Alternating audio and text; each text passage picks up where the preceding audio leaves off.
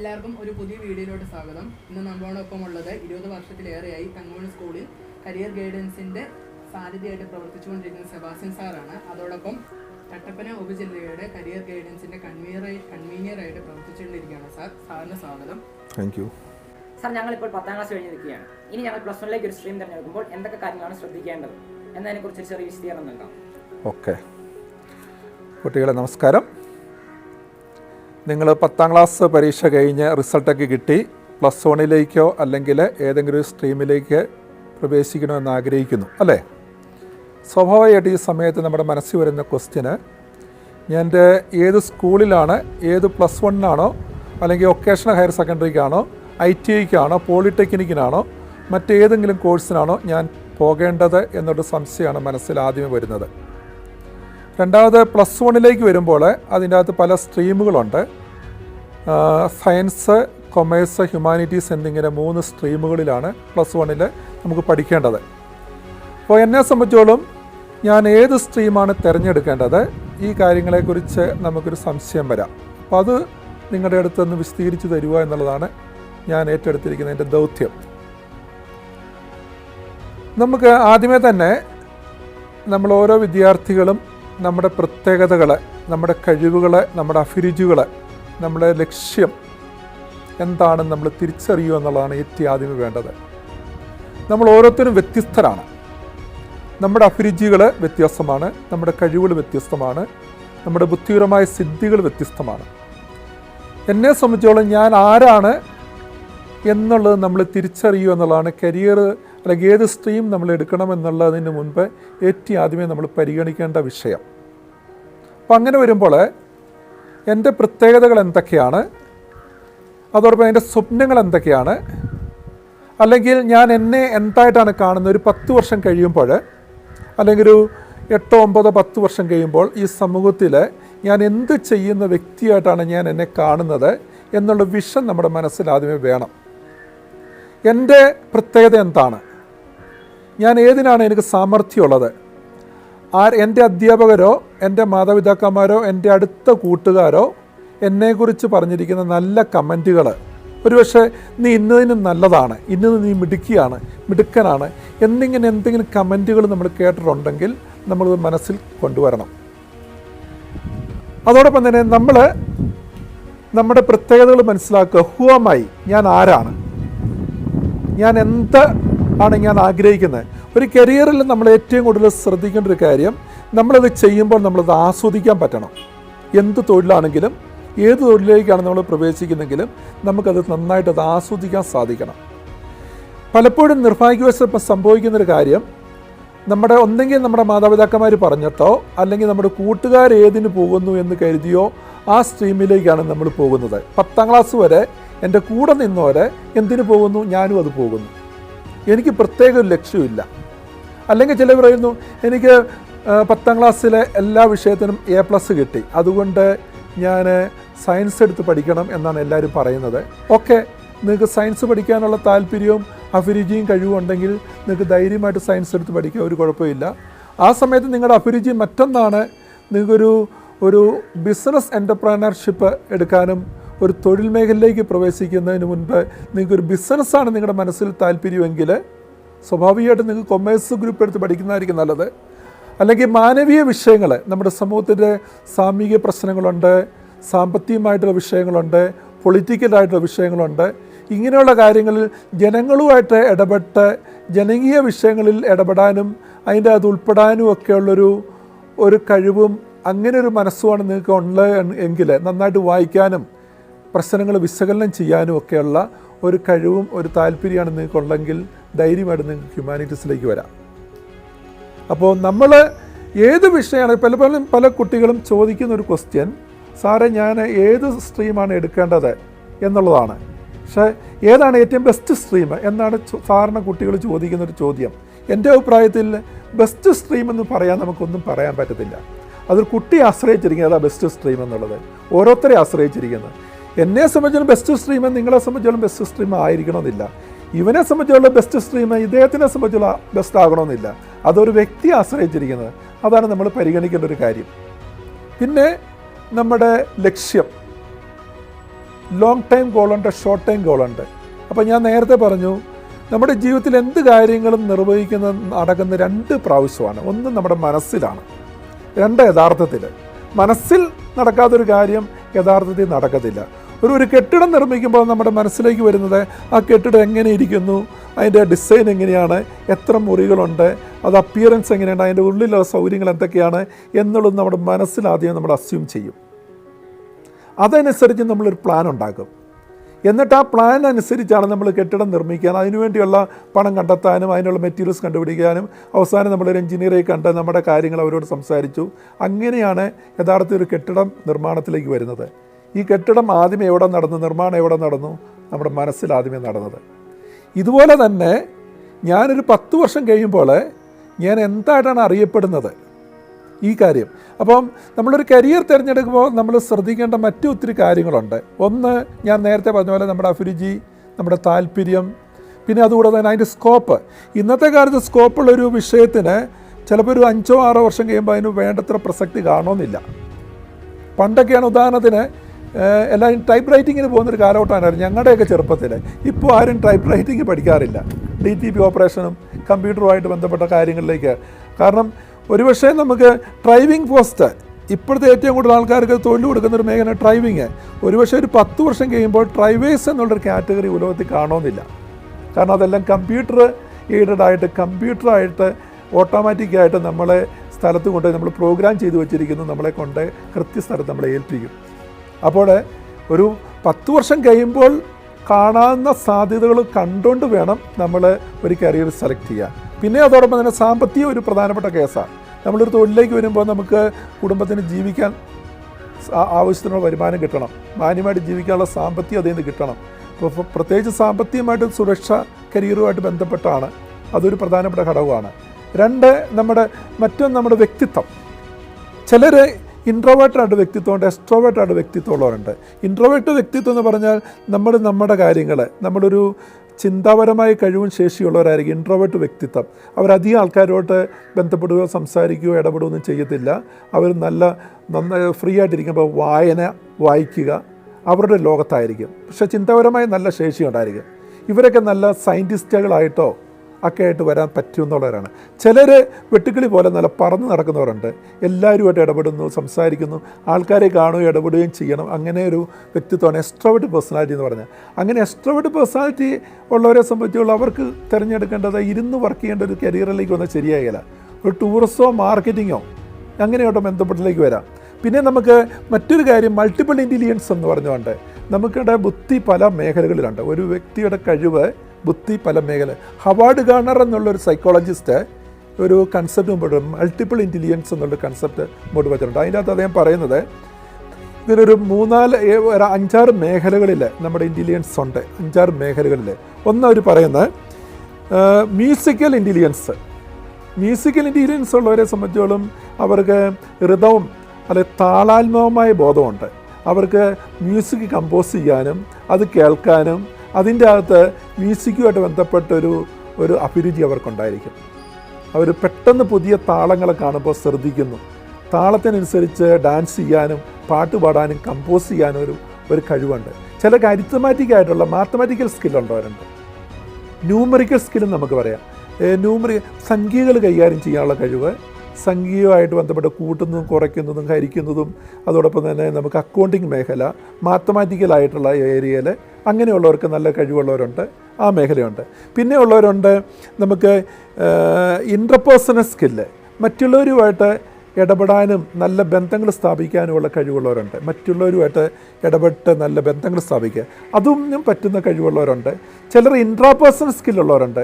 Intelligence ഇൻട്രാപേഴ്സൺ, തനിക്ക് തന്നെ അറിയാം ഞാൻ ആരാണ്, എൻ്റെ പ്രത്യേകത എന്താണ്, എൻ്റെ അഭിരുചി എന്താണ്, മറ്റുള്ളവർക്ക് വളരെ ആഴത്തിൽ ചിന്തിക്കുന്നതും മറ്റുള്ളവർക്ക് അഡ്വൈസ് ചെയ്യാനും ഒക്കെ പറ്റുന്ന അങ്ങനൊരു ഇൻ്റലിജൻസ്, ഇൻട്രാപേഴ്സണൽ ഇൻ്റലിജൻസ് എന്നാണ് അതിന് പറയുന്നത്. പിന്നെ മറ്റൊന്ന് എസിസ്റ്റൻഷ്യൽ ഇൻ്റലിജൻസ് എന്ന് പറഞ്ഞുകൊണ്ട് നമുക്ക് നമ്മളെ തന്നെ സംരക്ഷിക്കാനും പെട്ടെന്ന് മറ്റുള്ളവരുടെ പ്രലോഭനങ്ങളിൽ ഉൾപ്പെടുത്താതെ നമ്മളെ തന്നെ സംരക്ഷിക്കാനുള്ള കഴിവുള്ളവരാണ്. അങ്ങനെയുള്ള സ്കില്ലുള്ളവരുണ്ട്.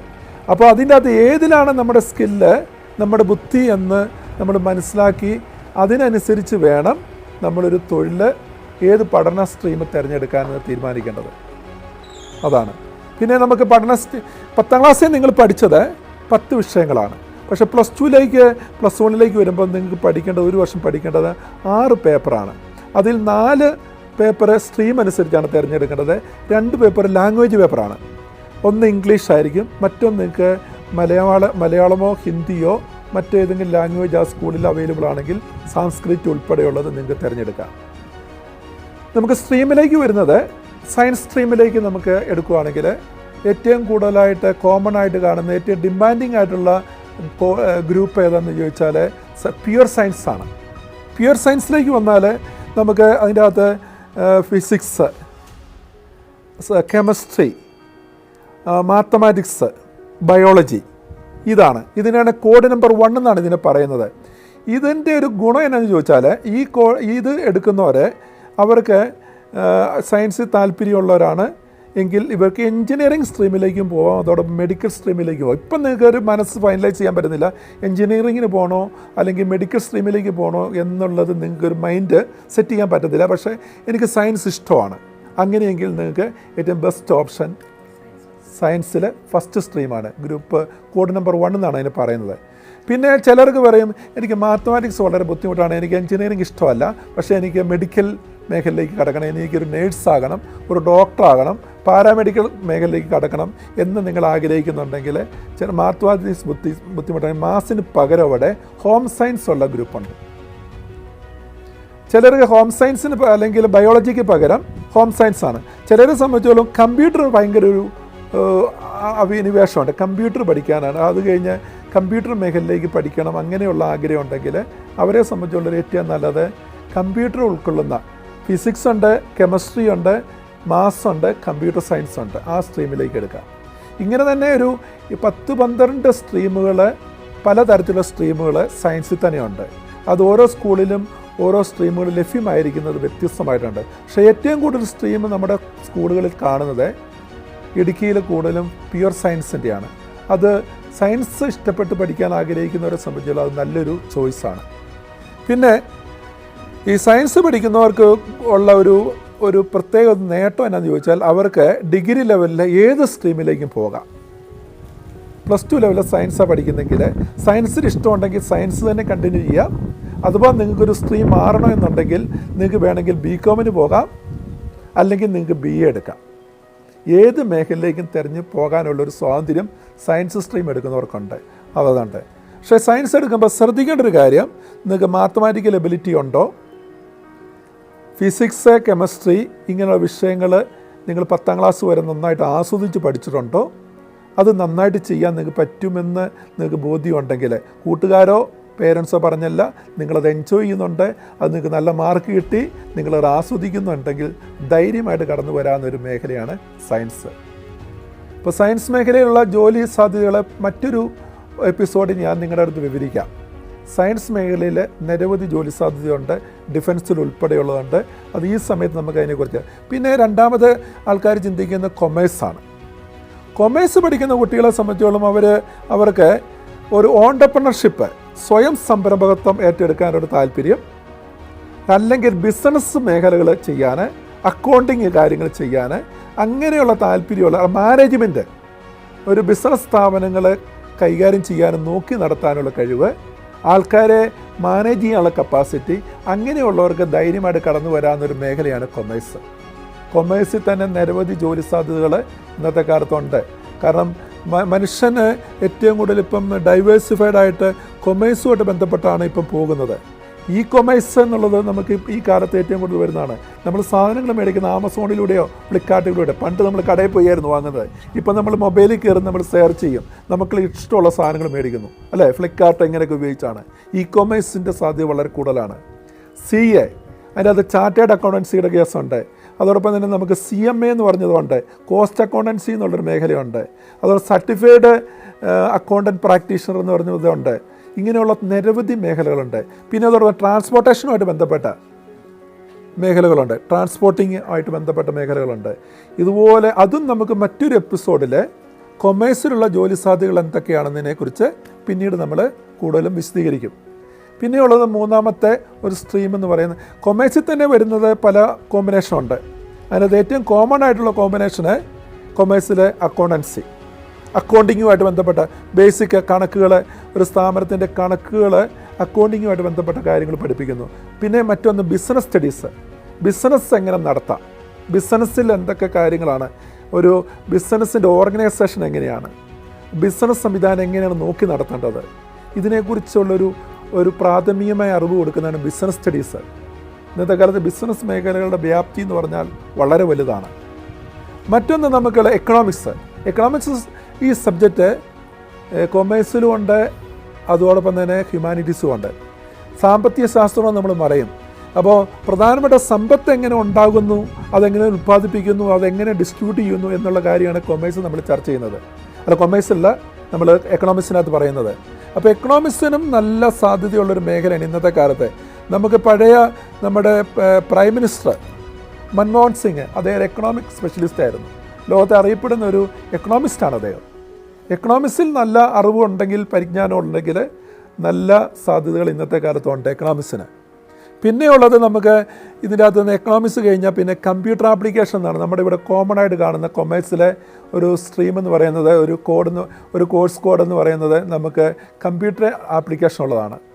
അപ്പോൾ ഇതിൻ്റെ അകത്ത് നിങ്ങൾ അക്കൗണ്ടൻസി പഠിക്കുന്നു, ബിസിനസ് സ്റ്റഡീസ് പഠിക്കുന്നു, എക്കണോമിക്സ് പഠിക്കുന്നു, കമ്പ്യൂട്ടർ ആപ്ലിക്കേഷൻ. ഇപ്പോൾ കമ്പ്യൂട്ടർ ഇല്ലാത്ത മേഖലകൾ ഇന്നത്തെ കാലത്തില്ല. ഏത് മേഖലയിൽ ചെന്നാലും കമ്പ്യൂട്ടറുണ്ട്. കമ്പ്യൂട്ടറിനെക്കുറിച്ച് അടിസ്ഥാന അറിവ് നമുക്ക് വേണം. അപ്പോൾ അക്കൗണ്ടിങ് മേഖലയിലാണെങ്കിലും ബിസിനസ് മേഖലയാണ് കമ്പ്യൂട്ടറിൻ്റെ അത്യാവശ്യ അറിവ് കൊടുക്കും. പിന്നെ ഇതുകൂടാതെ തന്നെ നമുക്ക് ഇതിൻ്റെ അകത്ത് തന്നെ മാത്തമാറ്റിക്സ് ഉള്ള കൊമേഴ്സ് ഗ്രൂപ്പ് ചില സ്കൂളുകളിലുണ്ട്. നിങ്ങളൊരു ചാർട്ടേഡ് അക്കൗണ്ടൻസി പഠിക്കാനോ അല്ല എക്കണോമിക്സ് നിങ്ങൾക്ക് സെൻട്രൽ യൂണിവേഴ്സിറ്റി പഠിക്കാനോ ആഗ്രഹം ഉണ്ടെങ്കിൽ, നിങ്ങൾക്ക് മാത്തമാറ്റിക്സ് ഇഷ്ടമാണ് എങ്കിൽ നിങ്ങൾക്ക് ധൈര്യമായിട്ട് എടുക്കാൻ പറ്റുന്നൊരു കോമ്പിനേഷനാണ്. അതിൻ്റെ അകത്ത് നിങ്ങൾക്ക് ലാസ്റ്റ് ഇത് കിട്ടുന്നത് മാത്തമാറ്റിക്സാണ്. ഇന്നത്തെ കാലത്ത് ഏത് മേഖലയിൽ പോകണമെങ്കിൽ അടിസ്ഥാനമായൊരു മാത്തമാറ്റിക്കൽ എബിലിറ്റി നമുക്കില്ലാതെ, ന്യൂമറിക്കൽ എബിലിറ്റി ഇല്ലാതെ നമുക്കൊരു മേഖലയെ ശോഭിക്കാൻ പറ്റത്തില്ല. അടിസ്ഥാനമായിട്ട് അത് വേണം. അപ്പോൾ മാത്തമാറ്റിക്സുള്ള കോമ്പിനേഷൻ വളരെ നല്ലതാണ് നമുക്ക്. പിന്നെ നമുക്ക് ഹ്യൂമാനിറ്റീസാണ്. ഇപ്പോൾ കുറേ കാലത്തേക്ക് ആൾക്കാരുടെ ചിന്താഗതി ഇങ്ങനെയായിരുന്നു, മാർക്ക് കുറവുള്ളവരുടെ കോമ്പിനേഷനാണ് ഹ്യൂമാനിറ്റീസ്. തികച്ചും തെറ്റാണ്. നമ്മൾ നോക്കിയ നോർത്ത് ഇന്ത്യയിലോ സെൻട്രൽ യൂണിവേഴ്സിറ്റികളിലോ ഡൽഹിയിലൊക്കെ ചെല്ലുവാണെങ്കിൽ ഏറ്റവും കൂടുതൽ ആൾക്കാർ സീക്ക് ചെയ്യുന്നത് ഹ്യൂമാനിറ്റീസ് ബ്രാഞ്ചിനാണ്. ഹ്യൂമാനിറ്റീസ് ബ്രാഞ്ചിൻ്റെ സ്കോപ്പ് എന്ന് പറഞ്ഞാൽ നിങ്ങൾ സയൻസ് പഠിക്കുവാണെങ്കിൽ നിങ്ങൾ ഒരു സയൻറ്റിസ്റ്റ് ആകുന്നു എന്നുള്ള രീതിയിലേക്ക് വരുന്നു. ഒരു കൊമേഴ്സ് പഠിക്കുന്ന ഒരാളാണെങ്കിൽ നിങ്ങൾ ഒരുപക്ഷെ നല്ലൊരു ബിസിനസ് എൻ്റർപ്രണറോ ബിസിനസ്സുകാരനായിട്ടോ ഒരു അക്കൗണ്ടൻ്റായിട്ട് മാറുന്നു. ഒരുപക്ഷെ ഹ്യൂമാനിറ്റീസ് പഠിക്കുന്ന ഒരാളായിരിക്കും ഈ രണ്ടുപേരെ കൺട്രോൾ ചെയ്യുന്നത്. അതാണ് ഹ്യൂമാനിറ്റീസിൻ്റെ പ്രത്യേകത. ഒരു രാജ്യത്തെ തന്നെ നിയന്ത്രിക്കുന്നവരെ, രാജ്യത്തിൻ്റെ സാമ്പത്തിക കാര്യങ്ങൾ, രാഷ്ട്രീയ കാര്യങ്ങൾ, പ്രധാനപ്പെട്ട കാര്യങ്ങളെ തീരുമാനം, ഇൻ്റർനാഷണൽ ലെവലിലുള്ള അഫയേഴ്സ്, ഇൻ്റർനാഷണൽ റിലേഷൻഷിപ്പ്, പബ്ലിക് അഡ്മിനിസ്ട്രേഷന്, ഇങ്ങനെയുള്ള വ്യാപകമായിട്ടുള്ള മനുഷ്യനുമായിട്ട് ബന്ധപ്പെട്ട കാര്യങ്ങൾ കൈകാര്യം ചെയ്യുന്ന മേഖലയെന്ന് പറയുമ്പോൾ ഹ്യൂമാനിറ്റീസാണ്. നല്ല നേതൃത്വ പാഠവും സമൂഹത്തിനെ അറിയാനും സമൂഹവുമായിട്ട് ഇടപെടാനും നന്നായിട്ട് കമ്മ്യൂണിക്കേറ്റ് ചെയ്യാനും ഒക്കെയുള്ളൊരു കഴിവ്, ആൾക്കാരെ മാനേജ് ചെയ്യാനുള്ള കഴിവൊക്കെ ഉണ്ടെങ്കിൽ, നന്നായിട്ട് വായനാശീലം ഉണ്ടെങ്കിൽ, പൊളിറ്റിക്കലായിട്ട് ഇഷ്യൂസ് പേപ്പർ വായിക്കുന്നവരാണ് നിങ്ങൾ ന്യൂസ് കേൾക്കുന്നവരാണ് എങ്കിൽ നിങ്ങൾക്ക് ധൈര്യമായിട്ട് കടന്നു വരാവുന്നൊരു മേഖലയാണ് ഹ്യൂമാനിറ്റീസ്. നിങ്ങൾക്ക് സിവിൽ സർവീസിലേക്ക് പോകാൻ ഏറ്റവും നല്ല സഹായിക്കുന്ന ഹ്യൂമാനിറ്റീസാണ്. അതോടൊപ്പം നിങ്ങൾക്ക് ഒരു സെൻട്രൽ ഗവൺമെൻറ്റിലോ സ്റ്റേറ്റ് ഗവൺമെൻറ്റിലോ ഒരു ഗവൺമെൻറ് ജോലിക്കാരനാകാൻ നിങ്ങൾ ആഗ്രഹിക്കുന്നുണ്ടെങ്കിൽ ഏറ്റവും കൂടുതൽ ക്വസ്റ്റ്യൻസ് വരുന്ന ഒരു മേഖല ഹ്യൂമാനിറ്റീസാണ്. അപ്പോൾ ഹ്യൂമാനിറ്റീസ് തന്നെ നമുക്ക് പല സബ്ജക്റ്റുകളുണ്ട്. ഇതിനകത്ത് ഏറ്റവും കൂടുതലായിട്ടുള്ളത് നമുക്ക് ഹിസ്റ്ററിയാണ്. ഹിസ്റ്ററി പഠിച്ചിറങ്ങുന്ന ഒരു വ്യക്തിയെ സംബന്ധിച്ചോളം നമുക്ക് ഹിസ്റ്ററി എന്ന് പറഞ്ഞാൽ എവർഗ്രീൻ സബ്ജക്റ്റ് എന്നാണ് അതിനെ പറയുന്നത്. ഇന്നലെ നടന്നൊരു കാര്യം നാളത്തെ ഹിസ്റ്ററിക്കകത്താവും, നാളെ ആകുമ്പോൾ അത് ഹിസ്റ്ററിയുടെ ഭാഗമായി മാറി. ഹിസ്റ്ററിയുടെ സബ്ജക്റ്റ് എന്നുള്ള വളരെ വാസ്റ്റാണ്. നമുക്ക് ഇൻ്റർനാഷണൽ ആയിട്ടുള്ള ഹിസ്റ്ററി ഉണ്ട്, വേൾഡ് ഹിസ്റ്ററി ഉണ്ട്, ഇന്ത്യൻ ഹിസ്റ്ററി ഉണ്ട്, കേരള ഹിസ്റ്ററി ഉണ്ട്.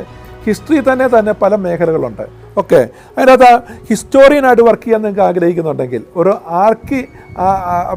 ആർക്കിയോളജിസ്റ്റ് അല്ലേ, നമുക്ക് പഴയ കാര്യങ്ങളൊക്കെ പഠിക്കാനും മ്യൂസിയം പോലുള്ള മേഖലകളിൽ മ്യൂസിയോളജിസ്റ്റായിട്ടൊക്കെ വർക്ക് ചെയ്യാനൊക്കെ ഹിസ്റ്ററി നല്ലൊരു സബ്ജക്റ്റാണ്.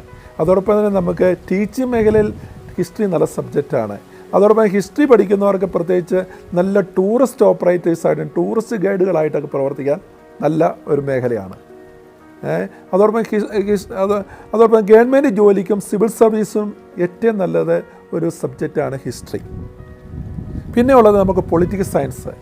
നമ്മുടെ രാജ്യത്തിൻ്റെ ഭരണ സംബന്ധമായ കാര്യങ്ങൾ, നമ്മുടെ കോൺസ്റ്റിറ്റ്യൂഷൻ, നമ്മുടെ അവകാശങ്ങൾ, നിയമങ്ങൾ, നമ്മുടെ പബ്ലിക് അഡ്മിനിസ്ട്രേഷൻ, ഇൻ്റർനാഷണൽ റിലേഷൻഷിപ്പ്, ഈ കാര്യങ്ങളെല്ലാം കൈകാര്യം ചെയ്യുന്ന ഒരു സൂപ്പറായിട്ട് സബ്ജക്റ്റാണ് പൊളിറ്റിക്കൽ സയൻസ്. ഹ്യൂമാനിറ്റീസിലൊരു പ്രധാനപ്പെട്ട ഒരു വിഷയം സോഷ്യോളജിയാണ്. നമ്മൾ പല സ്കൂളുകളിലും സോഷ്യോളജിയാണ് ഒരു 4ാമത്തെ വിഷയമായിട്ട് വരുന്നത്. ഒരു ചോദ്യം, സോഷ്യോളജി എന്ന് പറഞ്ഞാൽ എന്താണ്, അത് പഠിച്ചിട്ട് എന്താണ് ജോലി സാധ്യത, ഇങ്ങനൊരു ചോദ്യം സ്വാഭാവികമായിട്ട് നമ്മുടെ മനസ്സിൽ വരുന്നുണ്ട് അല്ലേ. സമൂഹത്തിനെക്കുറിച്ച് പഠിക്കുക, സമൂഹത്തിൻ്റെ പ്രവർത്തനങ്ങളെക്കുറിച്ചും സമൂഹത്തിൻ്റെ ഘടനയെക്കുറിച്ചും പഠിക്കുന്നൊരു പഠനശാഖയാണ് സോഷ്യോളജി. സോഷ്യോളജി പഠിച്ചു വരുന്ന കുട്ടികളെ സംബന്ധിച്ചോളം ഇവർ പല മേഖലകളിൽ തൊഴിലവസരങ്ങൾ ധാരാളമുണ്ട്. ഒന്ന്, സോഷ്യൽ വർക്ക് എന്നുള്ളൊരു പ്രൊഫഷണൽ സബ്ജക്റ്റ് ഉണ്ട്, അതിലേക്ക് അവർക്ക് മാറാൻ പറ്റും. MSW ഒക്കെ എടുത്ത് BSW MSW ഒക്കെ ചെയ്ത് സൈക്കാട്രിക് സോഷ്യൽ വർക്കറായിട്ടൊക്കെ ആ മേഖലയിലേക്ക് മാറാം. പിന്നെ സോഷ്യോളജി തന്നെ പഠിക്കുന്ന കുട്ടികളെ സംബന്ധിച്ചോളം അവർക്ക് ഡിഗ്രിയും PG ഒക്കെ സോഷ്യോളജി ചെയ്തു വരുന്നവർക്ക് പ്രൊബേഷണറി ഓഫീസേഴ്സായിട്ടൊക്കെ സർക്കാർ ജോലി കിട്ടാറുണ്ട്. ഇവർ അതോടൊപ്പം തന്നെ കൗൺസിലിംഗ് മേഖലയിലും പ്രവർത്തിക്കുന്നുണ്ട്. സ്കൂളുകളിലെ കരിയർ ഗൈഡുകളായിട്ടും കൗൺസിലേഴ്സായിട്ടൊക്കെ സോഷ്യോളജി പഠിച്ച കുട്ടികൾ, സോഷ്യൽ വർക്ക് സോഷ്യോളജി ഇത് പഠിച്ച കുട്ടികൾക്ക് അവസരങ്ങളുണ്ട്. അതോടൊപ്പം തന്നെ ഇവർക്ക് ട്രൈബൽ വെൽഫെയർ ഓഫീസേഴ്സ്, പ്രിസണിലൊക്കെ വെൽഫെയർ ഓഫീസേഴ്സായിട്ട് വർക്ക് ചെയ്യുക, പ്രോജക്റ്റിൽ നമുക്ക് പ്രോജക്റ്റ് മാനേജേഴ്സായിട്ട് വർക്ക് ചെയ്യുക. അതോടൊപ്പം തന്നെ അംഗൻവാടി ഇങ്ങനെയുള്ളതൊക്കെ അംഗൻവാടിയുടെയൊക്കെ പ്രോജക്റ്റ് കോർഡിനേറ്റേഴ്സായിട്ടൊക്കെ വർക്ക് ചെയ്യുന്നു. ചൈൽഡ് ലൈനിലൊക്കെ പ്രവർത്തകരായിട്ട് ജോലി ചെയ്യുന്നു. സന്നദ്ധ സംഘടനകളിൽ വികസനങ്ങളുടെ കാര്യങ്ങളൊക്കെ മേൽനോട്ടം വഹിക്കുന്നവരായിട്ട് ചെയ്യുന്നു. ഇങ്ങനെ നിരവധി പ്രവർത്തനങ്ങൾ. അതോടൊപ്പം തന്നെ സിവിൽ സർവീസിൽ സോഷ്യോളജി പഠിച്ച് സോഷ്യൽ വർക്ക് സോഷ്യോളജിയൊക്കെ സിവിൽ സർവീസിൽ പഠിച്ചു വരുന്നവർക്കൊക്കെ ഉന്നത ജോലികളിലേക്കും സിവിൽ സർവീസിലേക്ക് പ്രവേശിക്കാൻ സഹായിക്കുന്നു. ഇങ്ങനെ നിരവധി അവസരങ്ങളുണ്ട്. ഇത്രയും നേരം ഞാൻ തന്നെയാണ് നിങ്ങളോട് കാര്യങ്ങളൊക്കെ പറഞ്ഞത്. ഇനി നിങ്ങൾക്ക് ഇതുമായിട്ട് ബന്ധപ്പെട്ട ചില സംശയങ്ങൾ ക്ലിയർ ചെയ്യാനുണ്ടെങ്കിൽ ചോദിക്കാം. അപ്പോൾ വൺ വേ ആയിട്ട് ഇങ്ങനെ സംസാരിക്കുന്ന കാര്യമില്ല. നിങ്ങൾക്ക് എന്തെങ്കിലും സംശയങ്ങളുമായിട്ട് ബന്ധപ്പെട്ട് ചോദിക്കാം. നേഴ്സിംഗ് താല്പര്യം ഒരുപാട് കുട്ടികൾ, അവർക്ക് 10 മാർക്ക് കുറവായി, അവർക്ക് സയൻസ് തന്നെ മറ്റൊരു ഓപ്ഷൻ എടുത്ത് മറ്റൊരു വിഭാഗം എടുത്ത് അവർക്ക് നേഴ്സിംഗിലേക്ക് കടന്നു വരാൻ ചില കുട്ടികൾക്ക് നേഴ്സിംഗ് പോകാൻ ആഗ്രഹമുണ്ട്. പക്ഷേ നിർഭാഗ്യവശാൽ അത് 10ാം ക്ലാസ്സിൽ മാർക്ക് കുറച്ചാണ് കിട്ടിയത്. അവർക്ക് സയൻസിൽ അഡ്മിഷൻ കിട്ടാൻ പറ്റത്തില്ല. എന്നുണ്ടെങ്കിൽ ഹ്യൂമാനിറ്റീസോ കൊമേഴ്സോ പഠിച്ചാൽ ഇവർക്ക് നേഴ്സ് ആകാൻ പറ്റുമോ എന്നുള്ളതാണ് നിങ്ങൾ. നമുക്ക് നേഴ്സിംഗ് തന്നെ പല തരത്തിലുണ്ട്, പല ലെവലുകളുണ്ട്. ഒന്ന് BSc നേഴ്സിംഗ്, പിന്നെ general nursing GNM general nursing, പിന്നെ ഓക്സിലറി നേഴ്സിംഗ്, ഇങ്ങനെയുള്ള 3 ലെവലുണ്ട് നേഴ്സിംഗ്. നിങ്ങൾക്കൊരു BSc നേഴ്സിംഗിന് പഠിക്കണമെന്നുണ്ടെങ്കിൽ നേരിട്ട് പഠിക്കണമെന്നുണ്ടെങ്കിൽ നിങ്ങൾക്ക് സയൻസ് എടുത്ത് പഠിച്ചെങ്കിൽ അഡ്മിഷൻ കിട്ടും. പക്ഷെ നിങ്ങൾക്ക് GNM general nursing and midwifery എന്നുള്ള ഒരു 3 വർഷത്തെ ഡിപ്ലോമ കോഴ്സ് ഉണ്ട്. അത് പഠിക്കുകയാണെങ്കിൽ നിലവിൽ ഏത് സ്ട്രീമിൽ പാസ്സായാലും രക്ഷപ്പെടും. കൂടുതലും അങ്ങനെ ആഗ്രഹം ഉണ്ടെങ്കിൽ ഹ്യൂമാനിറ്റീസ് ഒക്കെ ചെയ്തായിരിക്കും കുറച്ചും കൂടെ നല്ലത്. അധികാരം നേഴ്സിംഗിലേക്ക് നിങ്ങൾക്ക് സയൻസ് എടുക്കാൻ പറ്റുന്നില്ലായിരിക്കും കുറച്ചും കൂടെ അധികാരം ഹ്യൂമാനിറ്റീസ് ആയിരിക്കും. കാരണം ഞാൻ പറയുന്നത് ഈ സോഷ്യോളജി ആയിട്ട് ബന്ധപ്പെട്ട ടോപ്പിക്ക്, സൈക്കോളജി ഇങ്ങനെയുള്ള കാര്യങ്ങൾ നേഴ്സിംഗിൽ വരുന്നുണ്ട്. ഈ ലാംഗ്വേജ് കുറച്ചൊക്കെ ഹ്യൂമാനിറ്റീസ് സബ്ജക്റ്റ് പഠിക്കുന്നവർക്ക് കൂടുതലായിട്ട് കിട്ടും. GNM പാസ്സാകാൻ നിങ്ങൾക്ക് ഏത് സ്കിൽ എടുത്തവർക്ക് പറ്റും. GNM പാസ്സായതിനു ശേഷം നിങ്ങൾക്ക് പോസ്റ്റ് ബേസിക് നേഴ്സിംഗ് നിങ്ങൾക്ക് പഠിക്കാം. BSc നേഴ്സിംഗ് നിങ്ങൾക്ക് ചേരാൻ പറ്റും. 2 വർഷം അഡീഷണൽ പഠിച്ചാൽ മതി. പോസ്റ്റ് ബേസിക് നേഴ്സിംഗ് അങ്ങനെ നിങ്ങൾക്ക് BSc നേഴ്സിംഗിലേക്ക് വരാൻ പറ്റും. 5 വർഷം 1 വർഷം നിങ്ങൾക്ക് എക്സ്ട്രാ നഷ്ടപ്പെടുമെന്ന് കിട്ടും. നിങ്ങൾക്കും അങ്ങനെയുള്ളവർക്കും നേഴ്സിംഗ് ആവാം. നേഴ്സസിന് ഇപ്പം ഏറ്റവും കൂടുതൽ നമുക്ക് ഈ നമ്മുടെ ഇപ്പോഴത്തെ ഈ മഹാവ്യാധിയിലൊക്കെ നിൽക്കുന്ന കാലഘട്ടത്തിൽ നേഴ്സസിന് ഒത്തിരി അവസരങ്ങൾ ലോകത്തിലെമ്പാടുമുണ്ട്. നേഴ്സിംഗ് മേഖലയ്ക്ക് ഒരു താല്പര്യം മറ്റുള്ളവരെ പരിചരിക്കാനും ഒക്കെയുള്ള ഒരു താല്പര്യം എനിക്കുണ്ട്. എനിക്ക് നിരവധി സാധ്യതകൾ നേഴ്സിംഗ് ലാംഗ്വേജ് നന്നായിട്ട് പഠിക്കുകയാണെങ്കിൽ നിങ്ങൾക്ക് IELTS OET എഴുതി നമുക്ക് യൂറോപ്യൻ രാജ്യങ്ങളിലും ന്യൂസിലാൻഡ്, ഓസ്ട്രേലിയ, കാനഡ, അമേരിക്ക എന്നിവ മേഖലയിലേക്കൊക്കെ നല്ല ഉയർന്ന സാധ്യത നേഴ്സസായിട്ട് വർക്ക് ചെയ്യാനുള്ള അവസരങ്ങളിലേക്ക് നടത്തുന്നുണ്ട്. എനിക്ക് CA എടുക്കാൻ വളരെ താല്പര്യമുണ്ട്. ഞാൻ പഠിക്കാൻ ഇഷ്ടമാണ്. അതുകൊണ്ട് ഞാൻ സയൻസ് എടുക്കുന്നതായിരിക്കും അത് കോമേഴ്സ് എടുക്കുന്നതായിരിക്കും. ഇതൊരു നല്ല ക്വസ്റ്റ്യനാണ്. ഇതിനകത്ത് സയൻസ് എടുത്ത് പഠിക്കുന്നവരും ഏത് സ്ട്രീമിലുള്ളവർക്ക് CAക്ക് താല്പര്യമുള്ളവർക്ക് CAക്ക് പഠിക്കാവുന്നതാണ്. ചാർട്ടേഡ് അക്കൗണ്ടൻസി എന്ന് പറയുന്നത് ഒരു പ്രൊഫഷണലായിട്ടുള്ളതാണ്. ഗവൺമെൻറ് ഓഫ് ഇന്ത്യ അംഗീകരിച്ചിരിക്കുന്നത്, സ്റ്റാറ്റ്യൂട്ടറി കൂടി അംഗീകരിച്ചിരിക്കുന്ന ഇതാണ് CA, ചാർട്ടേഡ് അക്കൗണ്ടൻസി. നമുക്ക് CA അപ്ലൈ ചെയ്യുന്നവരിൽ CAക്ക് ശ്രമിക്കുന്നവരിൽ നിർഭാഗ്യവശാൽ ഒരു 3% ആൾക്കാർക്ക് പോലും CA കംപ്ലീറ്റ് ചെയ്യുന്നില്ല എന്നതാണ്. വളരെ നന്നായിട്ട് ഹാർഡ് വർക്ക് ചെയ്യാനും അതോടൊപ്പം തന്നെ അക്കൗണ്ടിങ് മേഖലയിൽ താല്പര്യവും ക്ഷമയും എവിടെയെങ്കിലും ഇരുന്ന് വർക്ക് ചെയ്യാനൊക്കെയുള്ള അങ്ങനെയുള്ള മാനസികാവസ്ഥ നിങ്ങൾക്കുണ്ടെങ്കിൽ CAക്ക് നിങ്ങൾക്ക് ശ്രമിക്കാം. നല്ല അനാലിറ്റിക്കൽ സ്കില്ലൊക്കെ വേണം, മാത്തമാറ്റിക്കൽ സ്കില്ലും CAക്ക് വേണം. എൻ്റെ ഒരു വ്യക്തിപരമായ അഭിപ്രായം, മാത്തമാറ്റിക്സ് ഉൾക്കൊള്ളുന്ന കൊമേഴ്സ് ഗ്രൂപ്പ് ഉണ്ടെങ്കിൽ അത് പഠിക്കുന്നതാണ് CAക്ക് നല്ലത്. ചില കോമ്പിനേഷനുണ്ട്. മാത്തമാറ്റിക്സ്, കമ്പ്യൂട്ടർ ആപ്ലിക്കേഷന് പകരം മാത്തമാറ്റിക്സ് കൊടുക്കുന്ന സയൻസ് ഗ്രൂപ്പ് അല്ല കൊമേഴ്സ് ഗ്രൂപ്പുകളുണ്ട്, കോമ്പിനേഷനുണ്ട്. അതാണ് ഏറ്റവും ബെസ്റ്റ്. പിന്നെ അതോടൊപ്പം തന്നെ സയൻസിൽ പഠിച്ച നിങ്ങൾ മാത്തമാറ്റിക്കൽ എബിലിറ്റി നിങ്ങൾക്കുണ്ടെങ്കിൽ അത് നിങ്ങൾക്ക് CA ചെയ്യാൻ നിങ്ങളെ സഹായിക്കും. മാത്തമാറ്റിക്കൽ എബിലിറ്റി CAക്ക് വളരെ അനിവാര്യമാണ്. പിന്നെ ഏത് കോമ്പിനേഷൻ പഠിച്ചാലും CAക്ക് പോകാം കേട്ടോ, കുഴപ്പമൊന്നുമില്ല. സാമ്പത്തിക പ്രശ്നമുള്ളത് അവർക്ക് തിരഞ്ഞെടുക്കാൻ പറ്റുന്ന ചെറിയ സമയം കൊണ്ട് പഠിച്ചിറങ്ങാവുന്നതും ചെറിയ പഠന ചെലവുള്ളതുമായ എന്നാൽ നല്ല സാമാന്യം നല്ല രീതിയിലുള്ള ഒരു ജീവിത നിലവാരം ലഭിക്കുന്നതുമായ ചില കോഴ്സുകൾ പരിചയിച്ചാണ്. നമുക്ക് അക്കാഡമിക് തലത്തിൽ നമുക്ക് ഡിഗ്രിയും PG ഒക്കെ പഠിക്കണമെങ്കിൽ നമുക്ക് 5 വർഷമൊക്കെ കാത്തിരിക്കണം. ഈ 5 വർഷം കാത്തിരിക്കാൻ നമുക്ക് ബുദ്ധിമുട്ടുണ്ട്. പെട്ടെന്ന് തന്നെ വീട്ടിലേക്ക് നമുക്ക് സപ്പോർട്ട് ചെയ്യണം. സാമ്പത്തികമായിട്ട് വീട്ടിൽ ബുദ്ധിമുട്ടാണ്. വലിയ ചിലവില്ലാതെ പഠിക്കാൻ പറ്റുന്ന നിരവധി ചെറിയ 6 മാസത്തെ, 1 വർഷത്തെ, 1.5 വർഷത്തെ, 2 വർഷത്തേക്ക് നിരവധി കോഴ്സുകളുണ്ട്. നേരത്തെ ഞാൻ സൂചിപ്പിച്ച പോലെ ITI അതിന് പറ്റുന്നതാണ്. ITIയിൽ നമുക്ക് വിവിധ ട്രേഡുകൾ ഞാൻ പറഞ്ഞു, പ്ലംബിങ്, ഇലക്ട്രീഷ്യന്, വെൽഡിങ്, സർവേയർ, ഇങ്ങനെയുള്ള ഓട്ടോമൊബൈൽ, മെക്കാനിക്കൽ, ഇങ്ങനെയുള്ള മേഖലയിൽ നല്ല ജോലി സാധ്യത, ഷോർട്ട് ടൈം കുറച്ച് ചിലവില്ല. ഗവൺമെൻറ് ITIയിലൊക്കെ പഠിക്കാറുണ്ട്, ചിലവില്ലാത്ത കൊണ്ടുവരുന്നില്ല. അതുകൂടാതെ തന്നെ പ്ലാസ്റ്റിക് ടെക്നോളജിയായിട്ട് ബന്ധപ്പെട്ട കോഴ്സുകൾ, ഷോർട്ട് ടൈം കോഴ്സുകളുണ്ട്. 6 മാസത്തിൽ 1 വർഷത്തെ പെട്ടെന്ന് ജോലി സാധ്യത കിട്ടുന്നത്. പിന്നെ അതുകൂടാതെ തന്നെ ഫുഡ് ടെക്നോളജി നല്ലൊരു കോഴ്സാണ്. ഫുഡ് ടെക്നോളജി നമുക്ക് ഫുഡ് ടെക്നോളജി, ഫുഡ് പ്രോസസ്സിങ്, അതുപോലെ കുക്കിങ്ങിനൊക്കെ നന്നായിട്ട് ആഹാരം ഉണ്ടാക്കാൻ താല്പര്യമുള്ളവരെ നമ്മളിവിടെ കാണും. നല്ല അടിപൊളിയായിട്ട് നമുക്ക് ഭക്ഷണം ഉണ്ടാക്കും, കഴിക്കാൻ മാത്രമല്ല ഉണ്ടാക്കാനും കഴിയും. അങ്ങനെയുള്ളവർക്ക് പറ്റുന്ന നല്ല ഷെഫാകാൻ പറ്റുന്ന ഫുഡ് പ്രൊഡക്ഷൻ എന്നുള്ള ഡിപ്ലോമയാണ്. അപ്പോൾ തിരുവനന്തപുരം കോളം ബേസ് ചെയ്ത് Indian institute of national institute of hotel management and catering ടെക്നോളജിയുടെ കെയർ ഓഫിൽ തന്നെ ഡിപ്ലോമ കോഴ്സുണ്ട്. നല്ലൊരു കോഴ്സാണ്, 2 വർഷത്തെ. അവിടെ നിന്നൊക്കെ പഠിച്ചിറങ്ങിയവരൊക്കെ +2 ബേസ് ചെയ്തുള്ള അഡ്മിഷനാണത്. 10ാം ക്ലാസ്സിൻ്റെ അല്ല, പക്ഷേ 10ാം ക്ലാസ് ബേസ് ചെയ്തിട്ടുള്ളത് കൊണ്ട് നമുക്ക് kids Kerala travel and tourism ഇതിൻ്റെ അവരുടെ കെയർ ഓഫിൽ ചെറിയ 1 വർഷത്തെ 1.5 വർഷത്തെ ടൂറിസവുമായിട്ട് ബന്ധപ്പെട്ട കോഴ്സുകളുണ്ട്.